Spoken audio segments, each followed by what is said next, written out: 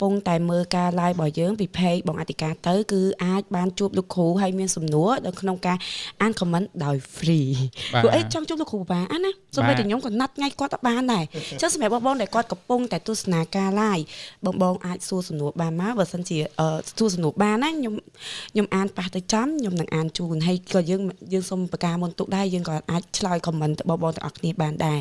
ហើយសុខសប្បាយអត់លោកគ្រូសម្រាប់ចូលឆ្នាំហ្នឹងអូសុខសប្បាយធម្មតា លោកសួរថាណាគេដាក់ម្សៅលោកគ្រូអស់ពីកំប៉ុងណាគេហើយខ្ញុំឃើញ status ហ្នឹងដែរខ្ញុំឃើញ status ហ្នឹងដែរបងមកលេងនៅម្ដុំទូតពងមកលេងទូតពងជួបមេស្រីប្រហើយឮតែមួយម៉ាត់ទេលោកគ្រូងឹតឆឹងអូខេបាទហើយបានទៅដល់ណាខ្លះបងសម្រាប់ពេលចូលឆ្នាំយើងខ្ញុំនៅតាមពេញទេបងហើយដើរលេងបានមួយថ្ងៃហ្នឹងមួយថ្ងៃជួបយ៉ារិនមួយថ្ងៃជួបហ្នឹងយ៉ារិនដើរតែមួយថ្ងៃហ្នឹងដែរអត់ទេ9ថ្ងៃ9យប់9ថ្ងៃចេញម៉ោង2ថ្ងៃម៉ោង5ភ្លឺចូលផ្ទះ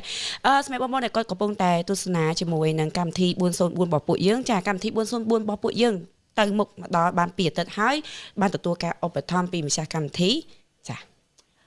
Pass App ចាំតិចសុំមើលសិនអាទិត្យទី2ក្រោយទៅនៅនេះ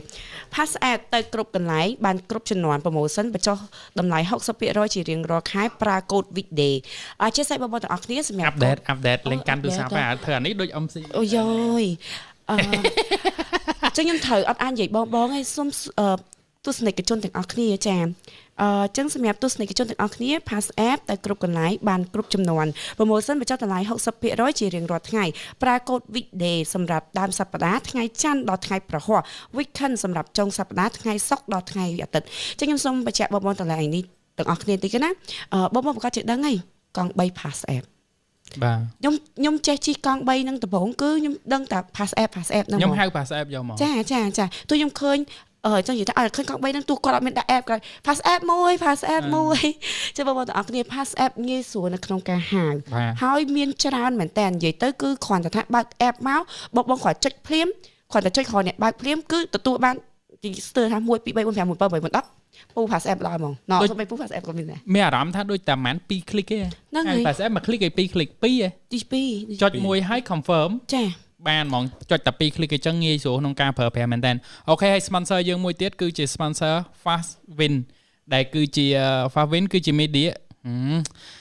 អត្តទី2និយាយ sponsor ត្រូវទៀតសូមអធិស្ឋានសូមអាសាទៀតពុកម៉ែបងប្អូន Fast Win Media គឺជាអ្នកជំនាញក្នុងវិស័យផ្សព្វផ្សាយពាណិជ្ជកម្មបែប outdoor advertising ក្នុងប្រទេសកម្ពុជា Fast Win Media ទទួលសិទ្ធិផ្ដាច់មុខលើការផ្សាយពាណិជ្ជកម្មលើរថយន្តក្រុងសាធារណៈដែលយើងគ្រប់គ្នាតែងតែហៅថា City Bus ហ្នឹងក្នុងរាជធានីភ្នំពេញនិងមានសេវាកម្មផ្សេងជាច្រើនទៀតចាប់ពីខ្នាតទូចដល់ខ្នាតធំដូចជា billboard LED adbox តុកនិងការរៀបចំ event និងឬ booth activation ផ្សេងផងដែរទំនាក់ទំនងសួរព័ត៌មានល្អិតមកកាន់លេខទូរស័ព្ទឬ Telegram 097 499 463ដើមអញ្ចឹងអ្នកនរគ្នាមើលលើអេក្រង់ក៏មាន locator របស់យើងអ្នកនរគ្នាដើម្បីងាយស្រួលមើលទូរស័ព្ទមានលេខទូរស័ព្ទបាទហើយអ្នកនរគ្នាអញ្ចឹងខ្ញុំបញ្ជាក់ពី sponsor របស់យើងទាំងអស់យើងមានរហូតដល់4បាទទី1គឺ Fast Win Media ទី2គឺ Justin Miracle ទី3គឺ Pass App ទី4គឺ iTnout អូខេចឹងខ្ញុំសូមចូលដល់ Justin Miracle បងប្អូនទាំងអស់គ្នាសម្រាប់ Justin Miracle គឺជាផលិតផលថែរក្សាសម្ផស្សពីក្បាលដល់ចុងជើងសម្រាប់ Justin Miracle របស់ពួកយើងឥឡូវគឺយើងមានខាង body care ជាមួយនឹងខាង make up ចឹងសម្រាប់ body care របស់ពួកយើងគឺយើងមាន lace Q serum spa ហើយនិង booster cream សម្រាប់ខាង make up របស់ពួកយើងឥឡូវហ្នឹងយើងចេញបានជាមួយនឹង krem ប្រភេទ Pure Off Lip Lock លាបហើយជាប់បាន24ម៉ោងហើយសម្រាប់នៅខាងមុខនេះបងដឹងហើយវាគឺជាកូនតូប plastic ចឹងសម្រាប់បងដែលគាត់នៅ salon ឬក៏នៅតាមតូបបងអាចកាត់អានេះបានចំណេញខ្លាំងមែនតើដូចជាចំណេញប្រហែលនេះអាងតែរបស់ខ្លួនឯងភ្លេចដាក់ script មកនេះមើលលើនេះយ៉ារិនដឹងតា60រៀលដូចជាចំណេញ60រៀលដោយសារតែទិញអានេះតែ25ដើមបងបានប្រាប់តាំងនឹងមួយហើយបានក្រែម5ដើមអញ្ចឹងបងយក6រៀលគុណឲ្យ5ហើយបន្ទាប់មកចំណេញបានកង្ហាមួយជាមួយនឹងកញ្ចក់មួយទៀតចឹងមានន័យថាទិញ25ដើមចំណេញបាន5ដើមសម្រាប់ដាក់សាកហើយចំណេញកូនតូបនឹងហើយចំណេញកង្ហាជាមួយនឹងកញ្ចក់ទៀតកុំភ្លេចទិញទាំងអស់គ្នាមួយទៀតគឺ Sun Primer និង BB សម្រាប់បងដែលគាត់ជាអ្នក make up ឬក៏បងដែលគាត់នៅ salon គាត់តែងតែលាប UV ហើយបន្ទាប់មកបានលាប បណ្ឌិតម្សៅតំណប់ឬក៏ម្សៅផាត់អីអញ្ចឹងទៅប៉ុន្តែបើបងដឹងឯថាមានមួយប្រភេទទៀតនៅក្នុង base make up ហ្នឹងគឺ primer អញ្ចឹង primer ផងដែរសម្រាប់បងដែលគាត់មានបញ្ហាមុខផុងឬក៏មុខគាត់មានស្នាមច្រើនអីអញ្ចឹងហើយរញើសគាត់ធំតែអាសាកកម្សៅខ្លាំងមែនតើទៅស៊ីការម៉ោង8ផាត់មុខម៉ោង4ម៉ោង5បែកម្សៅបាត់ហើយprimer ហ្នឹងឯងដែលជួយទប់អញ្ចឹង primer របស់យើងមានសារធាតុ UV នៅក្នុងហ្នឹង SPF 50 បូកអញ្ចឹងបងទាំងអស់គ្នាមិនបាច់លាប2ដងទេលាប primer ហ្នឹងហើយលាប BB ហ្មងឬក៏ថែមជាមួយនឹងម្សៅផាត់ហ្មងអរគុណបាទហើយសូមបន្ថែមតិចដែរសម្រាប់ page មិញ load មកមិញគេចង់ sponsor នេះ chat មកមិញហ្មងនេះអីគេគេ Daycare អញ្ចឹងអ្នកនរគ្នាចង់បញ្ជាក់ដែរសម្រាប់បងប្អូន client ក៏ដូចជា agency ក៏អាចនៅបន្ត sponsor កម្មវិធីរបស់យើងដែរដោយសារតម្លៃរបស់យើងគឺសមរម្យជាងគេសមរម្យខ្លាំងមែនតើតែម្ដងដែលយើងអាចនិយាយគ្នាបានទេអញ្ចឹងកុំបារម្ភអ្នកនរគ្នាគ្រាន់តែចង់ដឹងសួរព័ត៌មានក៏បានដែរហើយយើងនឹងមាន show មួយទៀតដែលយើងនឹងបង្កើតថ្មីមិនមែនជា show ក៏ថាបានថាជា show ក៏បានដែរគឺជាលក្ខណៈយើងអាចនិយាយបានថា podcast ដែលខ្ញុំធ្លាប់ធ្វើពីមុនប្រហែលដូចជា4 episode ឬក៏8 episode ខ្ញុំអត់ចាំទេប៉ុន្តែក៏ល្អដែរយើងធ្វើបែបចំណេះដឹងម្ដងបាទចំណេះដឹងហ្មងហើយគឺប្រភេទ podcast ចឹងអ្នកនរគ្នាក៏អាចចូលរួម sponsor ដែរហើយយើងក៏ទទួល sponsor ដែរប៉ុន្តែយើងអត់ដាក់តម្លៃខ្ពស់ទេគឺយើងធ្វើទុយសុំកក់មុនបានអត់បានអូខេបាទហើយចឹងដោយសារយើងចំណាយពេលយូរនិយាយ sponsor ហើយយើងចូលកម្មវិធីរបស់យើងហ្មងបាទមើលទៅ view ដូចរៀងខ្សោយដែរអញ្ចឹងសម្រាប់បងប្អូនគាត់មើល live រដង 1k1 ពេល live អញ្ចឹងណាអញ្ចឹងសម្រាប់បងប្អូនមើល live គាត់ជួយ share ម្នាក់មួយម្នាក់ពីរឬក៏ខ្ញុំពាក់វ៉ែនតាខ្មៅទៅវាដឹងថាមុខពួកយើងឯងបងគាត់អត់ដឹងអីហ្នឹងហើយបងប្អូនទាំងអស់គ្នាចាំជួយ share បន្តិចមកព្រោះដោយសារតែថ្ងៃនេះគឺមានឱកាសសួរខ្លាំងមើលទៅ view ដូចរៀងខ្សោយដែរយើងឯងបងគាត់មិនចុចទូរស័ព្ទហ្នឹងហើយបងប្អូនទាំងអស់គ្នាបាទឮចូលកាសមិននិយាយឯងបងនិយាយអត់ទេខ្ញុំស្មានចារៀនបងនិយាយអូខេសំទោសអ្នកនរគ្នា view របស់យើង900ជាងហើយអរគុណអ្នកនរគ្នាហើយក៏លើកទឹកចិត្តឲ្យអ្នកនរគ្នា share ដែរដើម្បីឲ្យគ្នាយើងបានកំសាន្តនៅរៀងរាល់ថ្ងៃអង្គារដោយសារកម្មវិធីរបស់យើង live ជារៀងរាល់ថ្ងៃអង្គារវេលាម៉ោង8ដល់ម៉ោង10បងគេក៏មិនថាចេះមិន404របស់យើងមិនធ្វើឲ្យ professional ហ្មងទៅដោយសារយើងអាចធ្វើ professional បានលុះត្រាណាតែយើង professional ចាដោយសារយើងមិនមែន professional អញ្ចឹងយើងធ្វើអាណាដែលយើងអាចធ្វើទៅបានគាត់ថាមិនព្រមដាក់តារាកិត្តិយសមកប្រចាំអាទិត្យមក sponsor មកច្រើនមកលុយត្រូវការបញ្ចេញឲ្យទៅតារាកិត្តិយសដែរបង sponsor មកទៅ5ទៀតមួយថ្ងៃថ្ងៃអង្គារហ្នឹងដាក់តារាកិត្តិយស5នាក់ក៏បានដែរហើយមួយទៀតដោយសារយើងអត់ចង់ឲ្យជន់គ្នាกันមួយ concept ទឹកភ្លឺណាបងណាបើយើងភ្ញៀវកិត្តិយសធ្វើ show តែពេកខ្លាញ់អ្នកនរគ្នា boring អញ្ចឹងយើងព្យាយាមបង្កើតអីថ្មីអញ្ចឹងបើចង់មានភ្ញៀវកិត្តិយសយើងអាចទស្សនាទឹកភ្លឺ background ងឹតបានដោយសារឥឡូវយើងចាប់ season មែនប៉ុន្តែយើងនៅតែបន្តរកប្រាក់កម្រៃដែរទេអញ្ចឹងក៏ប្រហែលជាយល់អត្ថន័យខ្ញុំដែរបាទអូខេអញ្ចឹងយើងនិយាយភាសាមួយលោកគ្រូហ្មងណាបងណាបាទជំរាបសួរលោកគ្រូជំរាបសួរម្ដងទៀតលោកគ្រូឆ្នាំហ្នឹងគេថាកាចទេឆ្នាំហ្នឹងក្តៅហេតុមូលហេតុអីបានបណ្ដាលឲ្យឆ្នាំហ្នឹងក្តៅឈប់ខ្ញុំសុំកាត់តិចក្តៅអាកាសធាតុឬក៏រាសីអីបងគេថាពាក់ព័ន្ធជាមួយនឹងធាតុហ្នឹងហើយធាតុតែសម្រាប់នៅក្នុងយើងតែងលឺយុគ9បាទយុគ9ហ្នឹងមកប្រហែលជា3ឆ្នាំហើយតាំងពីដើមបើកក្បាលយុគមកគឺវាជារៀងរាល់ឆ្នាំនីមួយឆ្នាំទី1ទី2ទី3ទី4ហ្នឹងវាសុទ្ធតែមានពាក់ព័ន្ធជាមួយនឹងការឲ្យធម្មពលទៅធាតុភ្លើងទាំងអស់ប៉ុន្តែអ្វីដែលសំខាន់គឺនៅក្នុងឆ្នាំ2026នេះគឺភ្លើងទាំងលើភ្លើងទាំងក្រោមសម្រាប់តែឆ្នាំនេះណាអត់ទាន់បូកធាតុនៃយុគទេភ្លើងទាំងលើភ្លើងទាំងក្រោមមានន័យថាម៉េចមានន័យថានៅក្នុងមួយឆ្នាំគេមានធាតុខាងលើនិងធាតុខាងក្រោមអញ្ចឹងធាតុខាងលើជាទូទៅតាមឆ្នាំនីមួយជាថ្ងៃក៏ដូចគ្នាដែរថ្ងៃក៏មានធាតុខាងលើធាតុខាងក្រោមម៉ោងក៏មានធាតុខាងលើធាតុខាងក្រោមខែក៏មានធាតុខាងលើធាតុខាងក្រោមហើយឆ្នាំក៏មានដូចគ្នាតែសម្រាប់យុគគឺមានតែមួយធាតុទេអញ្ចឹងគេហៅថាយុគបើយើងនិយាយជារួមយុគគឺពាងមួយហើយឆ្នាំគឺនៅក្នុងពាងនឹងឯងអញ្ចឹងឧទាហរណ៍ថាបើពាងនឹងជាពាងភ្លើងយុគភ្លើងតែឆ្នាំនឹងគឺឆ្នាំភ្លើងទៀតមានតែភ្លើងនឹងភ្លើងមកគុណនឹង2យល់ហើយចឹងមានន័យថាឆ្នាំសេះឆ្នាំហ្នឹងគឺជាឆ្នាំភ្លើងបាទហើយយុគក៏យុគភ្លើងទៀតហើយឆ្នាំនេះភ្លើងទាំងលើភ្លើងទាំងក្រោមអត់មានកន្លែងបញ្ចេញធម្មពលភ្លើងអត់មានអ្នកមកពលុតភ្លើងទេអញ្ចឹងមនុស្សជាទូទៅបើយើងនិយាយពីអាកាសធាតុគឺអាចមានបញ្ហាពាក់ព័ន្ធជាមួយនឹងការខ្វះកង្វះទឹករីងស្ងួតលឿនខុសប្រក្រតី ហើយពាក់ព័ន្ធជាមួយនឹងរដូវភ្លៀងវិញក៏យើងអាចនិយាយថាជាភ្លៀងមួយដែលយើងពិបាកក្នុងការគ្រប់គ្រងមកលឿនហើយទឹកភ្លៀងក៏អាចបាត់បង់ទៅវិញពិភពផែនដីក៏លឿនជាងមុនដែរហើយបើយើងនិយាយអំពីមនុស្សវិញគឺមនុស្សដែលគាត់មានចិត្តក្តៅគឺគាត់អាចបញ្ចេញអត្តសញ្ញាណថាគាត់ពិបាកក្នុងការគ្រប់គ្រងអារម្មណ៍របស់ខ្លួនឯងហើយគាត់អាចគេហៅថាបង្កើតឬមួយក៏ធ្វើសកម្មភាពណាដែលយើងមើលមកវាអាក្រក់មើលខ្លាំង ចឹងមានន័យថាអានេះតាមខ្ញុំស្ដាប់លោកគ្រូមកនិយាយណាមានន័យថាមនុស្សយើងកាន់តែកាចនៅក្នុងឆ្នាំនេះ កាន់តែខុសហើយកាន់តែហ៊ាន toxic កាន់តែហ៊ាន បាទហើយបើសិនជាអ្នកហ្នឹងគាត់មនុស្សគេហៅថាមនុស្សដែលមានមហិច្ឆតាចង់ប្រកួតប្រជែងនៅក្នុងឆ្នាំនេះគឺគាត់ពិបាកក្នុងការទប់ខ្លួនឯងក្នុងការប្រកួតប្រជែងរូបភាពអីក៏គាត់អាចប្រកួតប្រជែងបានដែរឲ្យតែគាត់ចង់ប្រកួតជាមួយគេ អត់មានមនសិការ អត់មានមនសិការអត់មានមโนសញ្ចេតនាទេអញ្ចឹងបានថានៅក្នុងឆ្នាំ2026នេះគឺខ្ញុំតែងតែប្រើពាក្យមួយថាសន្សំសុខសន្សំឆ្នាំងបាយខ្លួនឯងឲ្យល្អកុំប៉ះពាល់អ្នកដទៃពិភពលោកនឹងស្រស់ស្រាយប៉ុន្តែយើងចាប់តាំងពីពេលដែលយើងចូលមកដល់ឆ្នាំ2026នេះយើងចាប់ផ្ដើមឃើញកុំនិយាយដល់រឿងសកលលោកយើងនិយាយរឿងតែបរិបទជុំវិញខ្លួនយើងឯងមនុស្សចាប់ផ្ដើមនិយាយលឺជាងមុនមនុស្សដែលនិយាយលឺខ្លាំងជាងមុនមនុស្សដែលធ្លាប់និយាយតិចក៏គាត់អាចបង្កើនសម្លេងខ្លាំងជាងមុន មិនចឹងហ្មង អានេះគេហៅថាដូចអាភាពពុះ control ក្នុងខ្លួនមនុស្សយើងដែលវាមានផលប៉ះពាល់ពីធាតុហ្នឹងវារុញឲ្យយើងកាន់តែពុះ control ជាងមុន បើអង់គ្លេសគេថា passion ហ្នឹងមែន ហ្នឹងហើយវាអាចយើងចូលអាហ្នឹងបានគឺមកកម្រិតបូកមកកម្រិតទៅរហូតតែម្ដងហើយបើអ្នកដែលគាត់ពីមុនគាត់អត់ហ៊ានធ្វើអំពើអាក្រក់តែឆ្នាំនេះគាត់អាចហ៊ាន ទុំ មានតែឆ្នាំមុនគាត់ពឹមឯងចង់ធ្វើតិចអត់តិចចង់ធ្វើតិចអត់តិចប៉ុន្តែឆ្នាំនេះគាត់បើគាត់តុកសិកខ្លាំងគឺគាត់អាចធ្វើសកម្មភាពហ្នឹងដោយអត់មានគិតលទ្ធផលចុងក្រោយទេ គួរឲ្យខ្លាចចុះខ្ញុំឃើញរាល់ឆ្នាំគេថា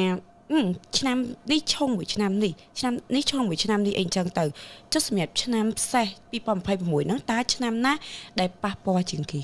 ឆ្នាំ2026ឆ្នាំដែលប៉ះពាល់ជាងគេគឺឆ្នាំជូតទី1ជូតឆុងជាមួយនឹងសេះបើយើងអាហ្នឹងមួយណាបើយើងមើលទៅលើធាតុជូតគឺធាតុទឹកនិងភ្លើងគឺជាសត្រូវនឹងគ្នាពលុតគ្នាហើយសួរថាពីរហ្នឹងនៅពេលដែលប៉ះគ្នាមានមួយណាចំណេញអត់មានទឹកស្អាតមកធុងជះពលុតភ្លើងរលត់ប៉ុន្តែទឹកហ្នឹងក៏មិនអាចខ្លាចជាទឹកស្អាតហូបវិញបានដែរអញ្ចឹងមនុស្សពីរនាក់វាយគ្នានឹងបាត់បង់ប្រយោជន៍ទាំងសងខាង វាខ្លាចតែជាផ្សែង បាទហើយគឺជះគ្នារហូតតែម្ដងហើយយើងត្រូវចាំថាអ្នកដែលរងបញ្ហាខ្លាំងជាងគេគឺអាចថាឆ្នាំជូតគឺរៀងប៉ះពាល់ខ្លាំងពីព្រោះភ្លើងគេភ្លើងទាំងលើភ្លើងទាំងក្រោមភ្លើងធុងហ្គាសភ្លើងដែលខ្លាំងជះទឹកមកកធុនទៅវឆាបខ្លាំងជាងមុនអញ្ចឹងអ្នកឆ្នាំជូតជាពិសេសពេលដែលនៅក្នុងឆ្នាំនេះធ្វើការងារអីក៏ដោយឬមួយក៏បច្ចុប្បន្ននេះយើងសុខសប្បាយហើយយើងបន្តជីវភាពកម្រិតប៉ុណ្ណឹងចុះយើងអាចរីកចម្រើនឬមួយក៏អភិវឌ្ឍទៅតាមជំហានរបស់យើងនីមួយៗដែលយើងគិតថាយើងមានសុវត្ថិភាពតែបើសិនជាក្នុងករណីចង់ហក់លោតកម្រិតខ្ពស់មួយជំហានដល់មេឃមួយជំហានមានមួយជំហានចំណេញច្រើនខ្ញុំសូមឲ្យពិចារណាឡើងវិញអាចចាំឆ្នាំក្រោយក៏បានដែររឿងហ្នឹងពីព្រោះខ្ញុំបារម្ភពីសេដ្ឋកិច្ចរបស់ពួកគាត់នេះហ៎បាទ មានមួយឆ្នាំទៀតទេលោកគ្រូ ឆ្នាំមួយទៀតដែលខ្ញុំមួយទៀតគឺគេហៅថាឆ្នាំថោះក៏ប៉ះដែរថោះជាទូទៅយើងក្នុងឆ្នាំនេះយើងឆុងអ្នកខ្លះថា 50% តែខ្ញុំគិតថា 30% ថោះជាទូទៅគឺប៉ះទង្គិចទៅលើការកេងប្រយោជន៍ផ្លូវចិត្តរបស់គាត់គឺត្រូវបានវាអត់នឹងគាត់តែងតែគិតថាមនុស្សជុំវិញខ្លួនគាត់មិនល្អមកលេងផ្ទះគាត់ដោយសារតែមានប្រយោជន៍បានមកលេងអត់មានប្រយោជន៍អត់មកទេតែតែគិតនៅជុំវិញខ្លួនគាត់ថាមនុស្សជុំវិញខ្លួនគាត់គឺសម្លឹងឃើញគាត់ថាមានប្រយោជន៍មកបឺតជញ្ជក់ប្រយោជន៍មកពូតគាត់បានមករាប់គាត់ ភាសារបស់ក្មេង Gen Z mental health breakdown អាចចឹង ចុះណាំចោ ចាំចោអត់អីទេណាំចោអត់អីទេ អត់អីទេ អត់អីទេ ដូចចោខ្ញុំក៏ចោជាដេវីតក៏ចោដែរ ហ្នឹងហើយ ព្រោះជាដេវីតប៉ងមើលដែរអញ្ចឹងយើងជួយម៉ៃឲ្យគាត់តិចមិនថាទាយយើងម៉ៃម៉ែថាម៉ែចាថាឥឡូវម៉ែឲ្យជាដេវីតមួយហ៎បង ជាទូទៅឆ្នាំចនៅក្នុងឆ្នាំនេះខ្ញុំអាចនិយាយបានថាកម្រិតហេងលំដាប់ទី2 ខ្ញុំពងរសួរថាឆ្នាំណាជាឆ្នាំលយសម្រាប់ឆ្នាំហ្នឹងណា ឡើយនិយាយពីទី2មុនសិនណា ទី2ឆ្នាំចលំដាប់ដែលល្អនៅក្នុងឆ្នាំនេះណាឆ្នាំចបើយើងនិយាយពីធាតុវិញធាតុចគឺធាតុដីហើយភ្លើងដុតអីក៏ទៅជាដីដែរភ្លើងជាមួយនឹងទឹកប្រកួតគ្នាប្រយោជន៍បានទៅផេះជាអ្នកទទួលដី ខ្លាចជាដី គឺប្រយោជន៍បានទៅអ្នកធាតុដីច្រើនចគឺជាសត្វមួយដែលល្អដែលអាចទទួលបានប្រយោជន៍ធំពីក្នុងគ្រោះដែលខ្លួនឯងមាននៅក្នុងឆ្នាំ2026 ឧទាហរណ៍អ្នកឆ្នាំចមុនគាត់រៀបបើកហាងស្រីគាត់មានបញ្ហា error ហាងមកហូបធ្វើអត់ត្រូវឬមួយក៏យ៉ាងម៉េចប៉ុន្តែនៅពេលដែលគាត់ពយាអាហ្នឹងហើយគាត់អាចដោះស្រាយបានប្រហែលជាគាត់អាចរកឃើញមកហូបដែលមានរសជាតិថ្មីមួយទៀតដែលលើសពីការរំពឹងទុករបស់គាត់អញ្ចឹងអ្នកឆ្នាំចបើសិនជាជួបបញ្ហាឆ្នៃបញ្ហាឲ្យខ្លាចទៅជាប្រយោជន៍បានលើសពីអ្វីដែលយើងរំពឹងទុកអង្គុយឲ្យចង់ខាត់ប្រយោជន៍ហ្នឹងថាកុំឲ្យកើនទៀតព្រោះអត់ចង់បានទៀតទេគាត់ពិបាកទប់ដែរអីយយអូមែនតាដូចរឿងជីវិតឡើងទៅហ្វីលីពីនមួយថ្ងៃមុនណារឿងសមឆាសមឆាគេជេចោះជេឡើងដល់ពេលចេញអា full show មកវ៉ាវបងខ្ញុំស្បល់តែខ្ញុំឃើញពេលគាត់ rap នៅលើឆាកហ្នឹងគេហូរឡើងភឺស្បល់ស្បែកខ្ញុំនិយាយលើក៏ភឺស្បល់ដែរលក្ខណៈថាអាសំឡេងហូរនោះវាលឺជាងអ្នកច្រៀងទៀតណាអូហើយហូរតាណាគ្នាលយមកលយខ្លាំងមែនហើយប៉ុណ្ណឹងឲ្យ pass app អត់ហៅជីវិតធ្វើ BA ទេខ្សែហើយហ្នឹងហើយអូខេចូលឆ្នាំដែលហេង top 1ដែល top 1ខ្ញុំសុំតែខ្ញុំឆ្ងល់ដែរគេនោះអត់បាក់ដែរអសអមខ្ញុំឆ្នាំចហើយបាក់ដែរអសអមទៀត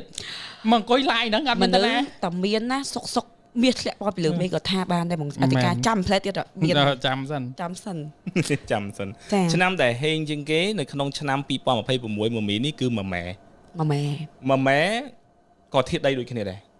ម៉ែនៅក្នុងឆ្នាំនេះខុសពីចបន្តិចម៉ែ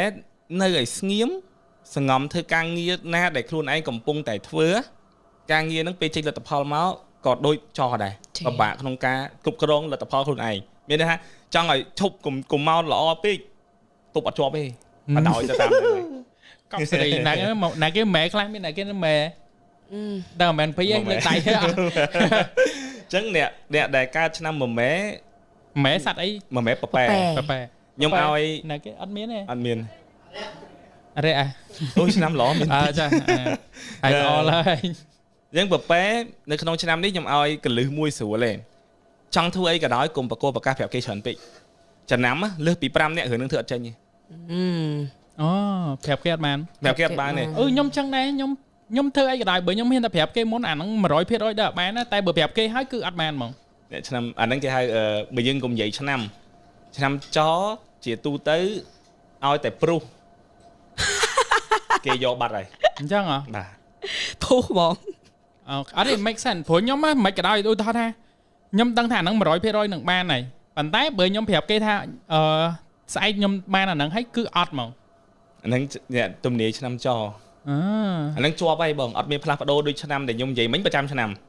អានោះគឺជាប់ជាតចរិតរបស់អ្នកឆ្នាំចអញ្ចឹងរហូតហ្មងលោកគ្រូមាន fan សុំមើលរិស័យឆ្នាំរកាឆ្នាំនេះហ៎ចាំតិចហ្នឹងហើយប៉ូលីសតែបងទាំងអស់គ្នា1K.6 ចឹងឥឡូវចេះយើងយកសំណួរណាដែលមានអា share ហ្នឹង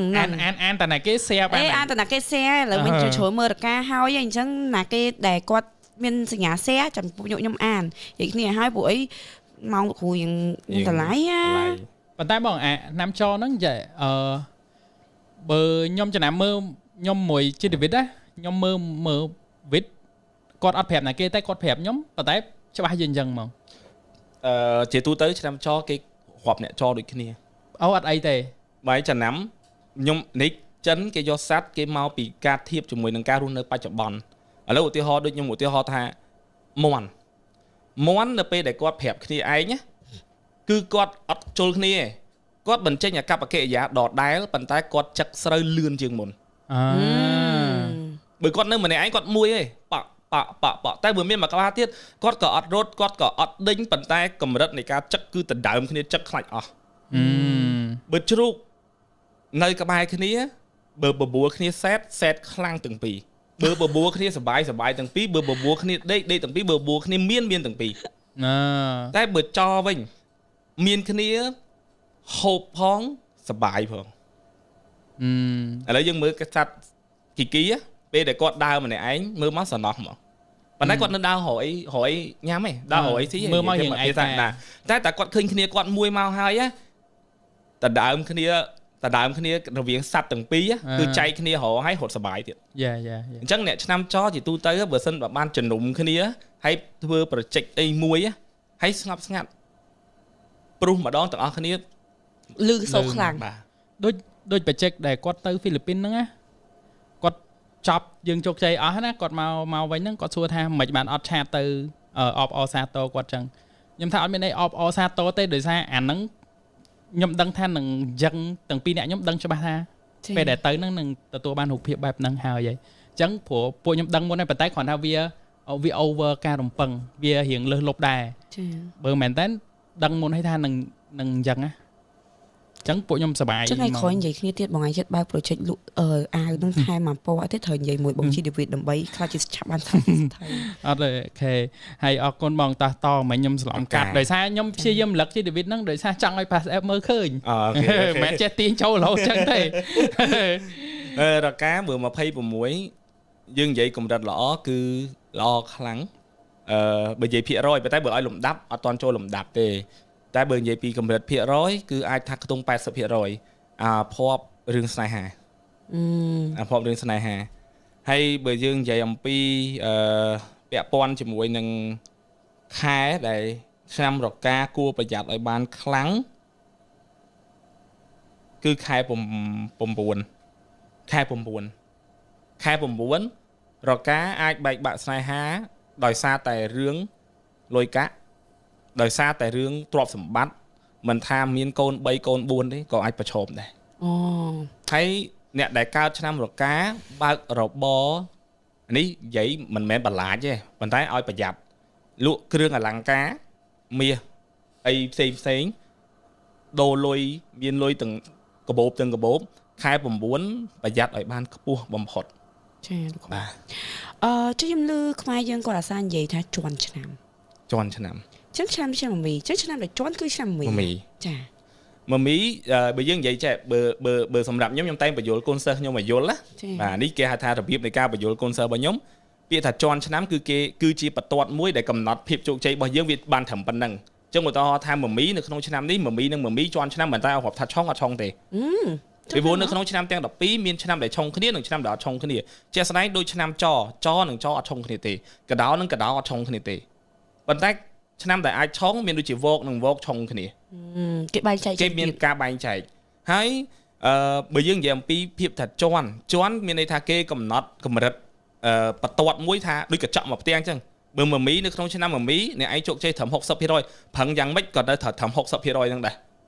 ចាំមានន័យថាអត់ឡើងអត់ចុះបាទហ្នឹងបើយើងនិយាយភាសាមួយគេថាតឹងរិស័យតឹងបន្តិចចាតែបើជន់ឆ្នាំអាហ្នឹងមានគ្រោះថ្នាក់ហុចប្រយោជន៍ហុចផលអាក្រក់មកឲ្យរិស័យម្នាក់ហ្នឹងចាអញ្ចឹងសម្រាប់ឆ្នាំ2026នេះផងដែរសិននេះផងដែរ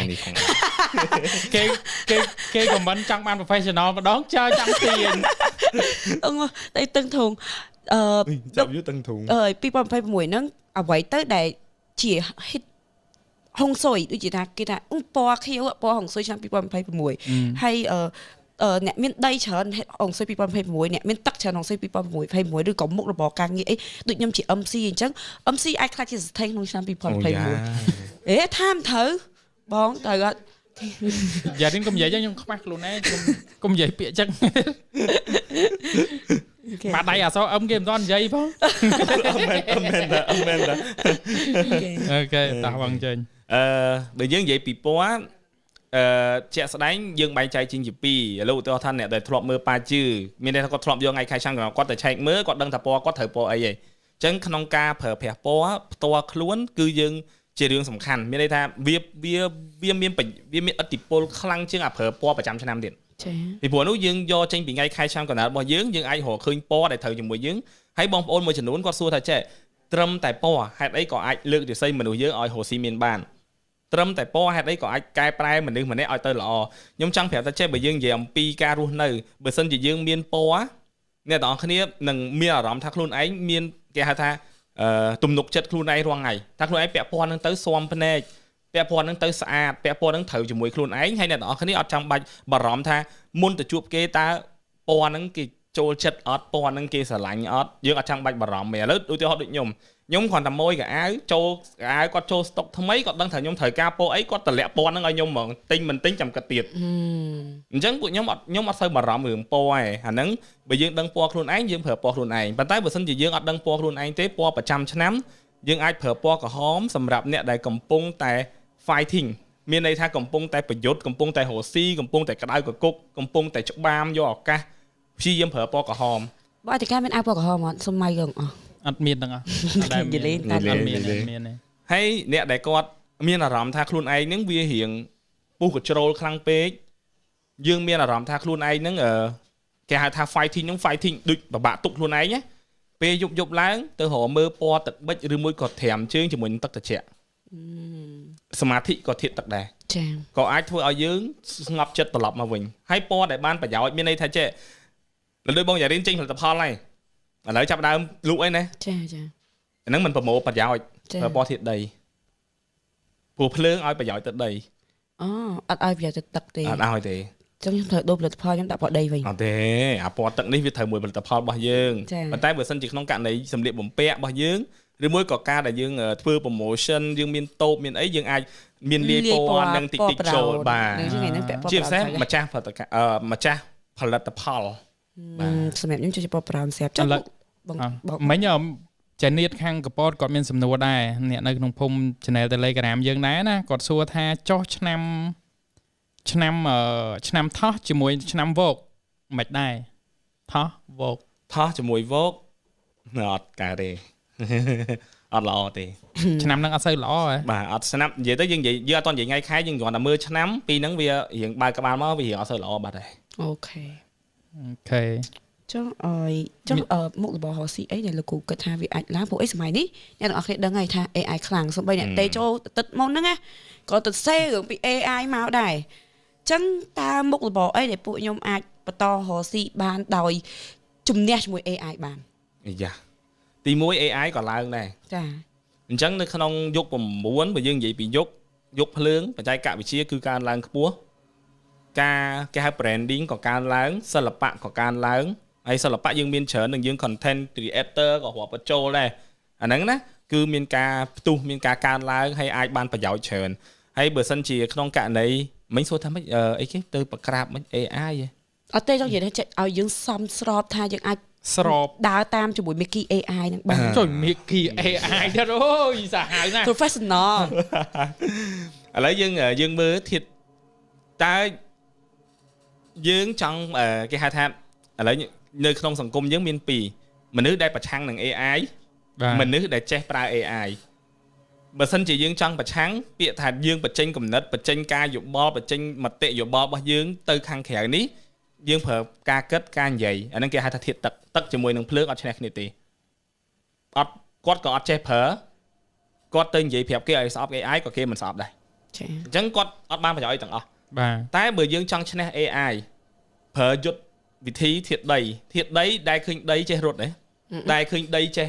កម្រើកដីចេះតវ៉ាអី អត់ទេមកកន្លែង ដីគឺដូចថ្មអញ្ចឹងមកកន្លែងសង្ងំតាមឲ្យតាន់ចាប់បានយកតែម្ដង អូខេ អញ្ចឹងសួរថាខ្ញុំចិនសែរាល់ថ្ងៃនេះរៀន AI អត់ដូចគ្នារៀនអីយើងចាប់ប្រយោជន៍ស្វែងយល់ពីវាឲ្យបានច្រើនអានេះក៏ជួយយើងបានច្រើនដែរអញ្ចឹងសួរថាតើយុគនេះបើសិនជាយើងចង់ប្រកួតប្រឆាំងជាមួយនឹងធាតុភ្លើងដែលជាបច្ចេកវិទ្យាឬមួយក៏ជាមុខរបរធាតុភ្លើងដែលកំពុងតែឡើងនៅក្នុង20ឆ្នាំនេះយើងកុំតវ៉ាតតាំងមួយវាតែមួយឆ្នាំត្រូវតតាំងមួយវា20ឆ្នាំមកពីព្រោះយុគនេះបើតាមមិនតាន់ទេគឺយើងត្រូវបានសង្គមទាត់ចោលហើយ សង្គមបើនិយាយស្ដាប់ទៅគេដើរទៅមុនហើយ អត់ស្គាល់ទេអត់ស្គាល់ថា AI ទេវវត់ stress នឹងវីដេអូដែលគេធ្វើ AI នឹងទៅ មើលលេងដឹងបែងចែកលេងដែរបាទ និយាយទៅគឺឆ្នាំនេះគឺទាមទារឲ្យប្រជាជនមនុស្សគ្រប់រូបហ្មងខំប្រឹងអភិវឌ្ឍខ្លួនឯងឲ្យសមជាមួយបច្ចេកវិទ្យា បាទ ចា តែបើយើងនិយាយពីមួយកម្រិតទៀតនៅក្នុងឆ្នាំក្រោយ2027នឹងមានមនុស្សម្នាក់នឹងមានគំនិតប្រហែលជា10ទៅ 20% ចង់យកឈ្នះ AI ចង់បច្ចា ឧទាហរណ៍វីដេអូដែលគេផលិតនៅក្នុង AI យើងឃើញតួលះត្រូវទេ បាទ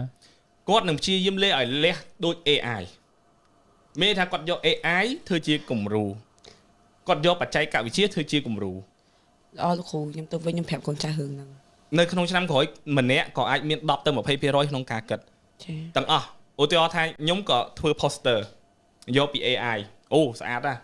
ប៉ុន្តែខ្ញុំអត់ធ្វើតាម AI ខ្ញុំអត់យកពីគេមកកែពីខ្ញុំមើលឲ្យ AI ធ្វើ poster ហើយរូបនឹងស្អាតហើយសួរមកធ្វើក្នុង Photoshop អ្នកឯងធ្វើអីខ្លះ ខ្ញុំទៅធ្វើខ្លួនឯងធ្វើឲ្យស្អាតជាង imposter នឹងទៅទៀតនិយាយទៅគឺមនុស្សនឹងអាចមានគំនិតចង់ update លើអ្វីដែលជា AI ផ្ដល់ឲ្យខ្លួនឯង អូខេ អានេះឆ្នាំក្រោយ បាទតើការសួរម្ដងមក អូខេខ្ញុំគិតថាយើងគេហៅគេដល់ពេលទាយឬក៏អីគេហៅម៉ែគេហៅម៉ែហ្នឹងហើយយើងបានស្ដាប់គាត់ម៉ែច្រើនហើយបើនិយាយពីឆ្នាំឆ្លាស់ទៅឆ្លាស់មកវាវែងឆ្ងាយទៅឆ្លើយមិនអស់ទេអញ្ចឹងកុំឲ្យវែងឆ្ងាយយើងសង្ខេបត្រឹមប៉ុណ្ណេះទៅហើយយើងចូលទៅធានបတ်កម្មវិធីយើងវិញម្ដងបាទតែខ្ញុំឆ្ងល់មុនចូលអាហ្នឹងមានសំណួរមួយដែរខ្ញុំហេ ហូបទឹកឯងចាក់ទឹកឲ្យមក បាទសុំកំប៉ុងទឹកថ្មីមួយហ្នឹងឲ្យលោកគ្រូអាហារដែលយើងញ៉ាំតើវាពាក់ព័ន្ធជាមួយនឹងធាតុអត់ ពាក់ព័ន្ធ ពាក់ព័ន្ធ បងពាក់ព័ន្ធ បាទចាឲ្យគាត់ញ៉ាំមានដាក់ហើយអាហារ បាទ ឥឡូវខ្ញុំលើកឧទាហរណ៍ឲ្យស្រួលយល់មួយខ្ញុំអត់ដឹងថាអ្នកនៅនេះឬមួយក៏អ្នកទស្សនាគាត់ធ្លាប់ជួបខេសមួយដែលយើងត្រូវបានអ្នកធំឬមួយក៏អ្នកដែលគាត់ជាភ្ញៀវយើងណាត់យើងទៅញ៉ាំអីណាហើយគាត់ទៅយឺតជាងយើងប៉ុន្តែគាត់ផ្ដាំថាគាត់បានកំងមហូបហើយមហូបហ្នឹងអាចនឹងមកមុនគាត់មកដល់ទៀតខ្ញុំមិនដឹងថាអ្នកនរគ្នាបានជួបខេសហ្នឹងឬមួយក៏ចាប់អារម្មណ៍អត់ទេ បាទ ពាក់ព័ន្ធជាមួយនឹងមហូបក៏មានធាតុរបស់គេដែរឥឡូវឧទាហរណ៍ថាអ្នកដែលគាត់មានរាសីត្រូវការធាតុភ្លើងអញ្ចឹងអ្វីដែលគាត់ចាំបាច់ត្រូវមានណាមហូបដែលអាចយកឈ្នះរាសីគាត់ឬមួយក៏លើករាសីគាត់ពេលតែចែកការងារមួយគេគឺប្រភេទមហូបដែលក្តៅឆ្នាំងភ្លើងសឡហុយមហូបដែលមានម្ទេសហឹលមហូបដែលមានរសជាតិដិតជាទូទៅនៅពេលដែលអ្នកដែលគាត់កើតមានរាសីគាត់ត្រូវការធាតុភ្លើងមកជួយ support គាត់ទៅជួបគេគាត់ហៅមហូបនឹងមកបើសិនជាដៃគូគាត់នឹងរាសីឆុងជាមួយនឹងភ្លើងគឺមានន័យថាគាត់រាសីគាត់ឈ្នះគេតែបើយើងនិយាយឲ្យស្ដាប់មានថាបើដៃគូយើងឆុងជាមួយនឹងភ្លើងគេចង់ធ្វើអាក្រក់ឬមួយក៏គេមានគំនិត negative អវិជ្ជមានជាមួយនឹងយើងក៏គេមិនហ៊ាននិយាយក្នុងតុកនឹងដែរប៉ុន្តែគេនឹងឲ្យអារម្មណ៍អាឆ្នាំងសឡហ្នឹងនឹងឲ្យអារម្មណ៍អ្នកដែលត្រូវការធាតុភ្លើងហ្នឹងដឹងថាម្នាក់ហ្នឹងមិនស្រួលទេចឹងពេលជួប client យើងត្រូវហៅ client ញ៉ាំ hot pot អាហ្នឹងមើលធាតុដែរ គេមើលធាតុតា អ្នកខ្លះញ៉ាំសាច់គោអ្នកខ្លះញ៉ាំបន្លែអ្នកខ្លះអាចញ៉ាំគ្រាប់ធញ្ញជាតិក៏មានអ្នកខ្លះញ៉ាំតែទឹកទៀត អូសង្ស័យខ្ញុំមកធាតុទឹកហ្នឹងបាទអញ្ចឹងឧទាហរណ៍អ្នកដែលគាត់ញ៉ាំធាតុស្រែហ៎ធាតុ slow mo អូខេតាអងនិយាយ ឥឡូវឧទាហរណ៍បើអ្នកត្រូវការធាតុឈើគាត់ចូលចិត្តជាងគេហ្មងគាត់មហូបខ្លះគាត់ហៅឲ្យគាត់ញ៉ាំទៀតឆាតកួនប្រេងខ្យងត្រឡប់ប្រេងខ្យងដាក់ចោលអញ្ចឹងអ្នកណាញ៉ាំគាត់ដឹងតែហៅមកដើម្បីលើករាសីគាត់តែបើគាត់ចង់ញ៉ាំក៏បានដែរខ្ញុំធ្លាប់ស្គាល់អ្នកដែលគាត់គេហៅគាត់នៅសិង្ហបុរីហើយគាត់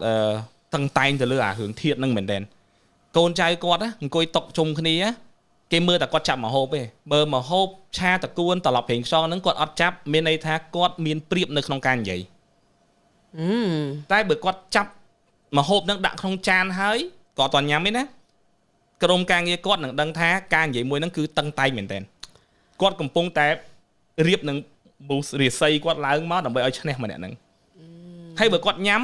គឺគេធ្វើម៉េចបញ្ចប់ការនិយាយស្ដីហ្នឹងត្រឹមប៉ុណ្ណឹងដែលអត់ទាន់មានលទ្ធផលទៅព្រោះទៅទៀតគឺ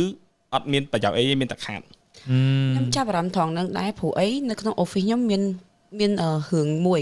តែថ្ងៃណាខ្ញុំរៀបក្រែមប៉ោកក្រហមកូនចៅខ្ញុំអត់ហ៊ានសួរអីទាំងអស់ពេលឲ្យប៉ោកខ្មៅរៀបក្រែមប៉ោកក្រហមកូនចៅខ្ញុំអត់ហ៊ានសួរអីទាំងអស់ព្រោះអីដឹងតែថ្ងៃហ្នឹងសួរហើយគឺត្រូវមាត់ហើយវិញចេះវិញណាប្រហែលជាថ្ងៃខែធាតភ្លើងបោកតែដាក់ក្រហមមកទៀតយើងមានភ្លើងស្រាប់ក្នុងខ្លួនយើងកាចស្រាប់ហើយតែនៅពេលយើងដាក់ភ្លើងមកបន្ថែមគេចង់ប្រាប់យើងថាថ្ងៃហ្នឹងបងឯងរកលុយបានច្រើនក៏គេស្ទាក់ស្ទើរនិយាយអូខេតែបើខ្ញុំអត់ដូចខ្ញុំធ្លាប់ប្រាប់ចឹងខ្ញុំមិនសូវជាជឿមែនតែក៏មិនប្រមាថដែរខ្ញុំអត់ពាក់អីទេឆាតមកជេរពីចងាយមកហ្មងអត់តមកដល់ office ក៏សលេងមកមុនដែរពេលខ្លះបាទចាអាហ្នឹងខ្ញុំអត់សូវមានធាតុទេមិនទៅចង់ថាក្រុមការងារធ្វើអីខុសអញ្ចឹងណា ចឹងខ្ញុំ complain ពីចងាយមកប្រហើយហ្នឹងអត់បានមកដល់ office ហ្នឹងចេះមិនបាច់ខ្វល់រឿងពាក់ពណ៌អីមិនពណ៌អីទៅធ្វើខ្លាញ់ជេហើយ ហ្នឹងហើយបែបអញ្ចឹង ហ្នឹងហើយចូលដល់ធានបတ်យើងមកធានបတ်យើងឯហ្នឹងចង់និយាយ ធានបတ်យើងចូលវិញតាកុំឲ្យម៉ាក់យូពេកទៅខ្លាចបងប្អូនទាំងអស់គ្នាសួរកាន់តែច្រើនកាន់តែវែងឆ្ងាយអត់បានលើកលេខទូរស័ព្ទអត់បានស្ដាប់សាច់រឿងពិសេសពីលោកគ្រូចិនសែម៉ុងបដ ாய் ប៉ុន្តែឥឡូវអ្នកនរគ្នាយើងបានស្ដាប់ការគាត់ម៉ាក់បានច្រើនហើយអញ្ចឹងក៏យើងសូមអរគុណ sponsor មួយម៉ាត់សិនអីណាសូមពេលបងប្អូនទាំងអស់គ្នាអរគុណទៅកាន់ sponsor បន្តិចសិនដោយសារកម្មវិធីរបស់យើងបើអត់មាន sponsor ក៏អាចទៅមករួចដែរ អូខេបងប្អូនទាំងអស់គ្នាខ្ញុំសូមអរគុណទៅកាន់ Fastwin Media គឺជាអ្នកជំនាញក្នុងការវិស័យផ្សព្វផ្សាយពាណិជ្ជកម្មបែប outdoor advertising ក្នុងប្រទេសកម្ពុជា Fastwin Media ទទួលបានសិទ្ធិផ្ដាច់មុខលើការផ្សព្វផ្សាយពាណិជ្ជកម្មលើរថយន្តក្រុងសាធារណៈ City Bus រថយន្តក្រុងតាមក្រុងយើងហ្នឹងណាក្នុងរាជធានីភ្នំពេញមានសេវាកម្មផ្សព្វផ្សាយជាច្រើនទៀតចាប់ពីខ្នាតតូចដល់ខ្នាតធំដូចជា billboard សម្រាប់ billboard នេះបញ្ជាក់ថងនេះទៀតគេហៅថាផ្ទាំងប៉ាណូសម្រាប់ LED សម្រាប់គេហៅថាតួធំតាម stop សម្រាប់